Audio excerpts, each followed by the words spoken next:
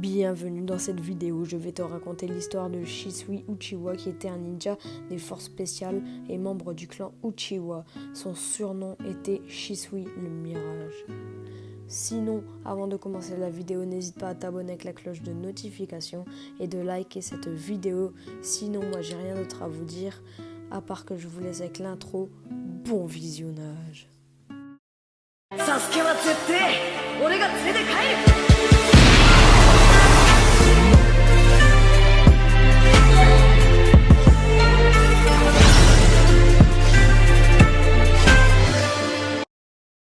Diplômé de l'académie lors de la troisième grande guerre shinobi, Shisui fut placé dans une équipe de genin aux côtés de son meilleur ami. Après la fin de la guerre, un an plus tard, il assista à la mort de son ami durant une mission, s'éveillant ainsi au Mangekyō Sharingan. L'année suivante, il rencontra Itachi Uchiwa, alors âgé de 5 ans, avec qui il développa une amitié fraternelle. Une autre année s'écoula pendant laquelle Shisui prit de la renommée au sein du village et se faisait baptiser Shisui le Mirage, dû à son déplacement instantané. 2 ans plus tard, alors qu'il vivait avec ses 2 parents en tant que jonin, son père décéda d'une maladie contractée pendant la dernière guerre. Lorsqu'Itachi commença à agir d'une manière suspecte, le département de police de Konoha le chargea d'espionner son ami. Contre toute attente, Shisui n'effectua pas ses ordres étant donné qu'il était contre le coup d'état.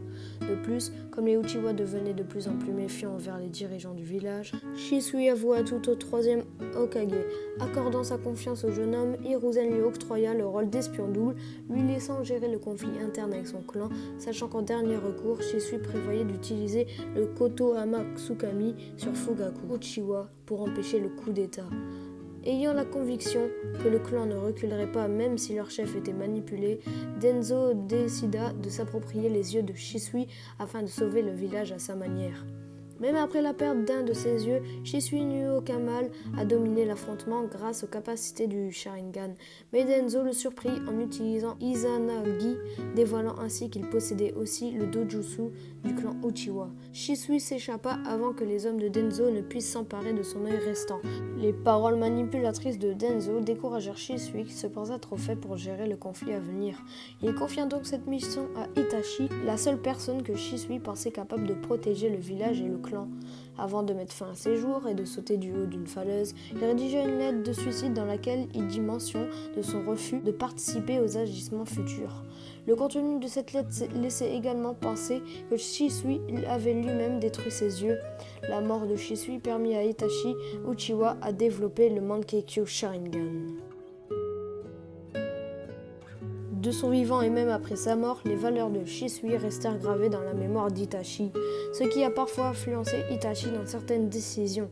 Bien que Shisui a laissé une lettre dans laquelle il expliquait ne plus avoir assumé les ambitions du clan Uchiwa, les membres du département de police de Konoha portèrent leurs soupçons sur Itachi pendant qu'il avait tué son ami et imité son écriture grâce à son Sharingan.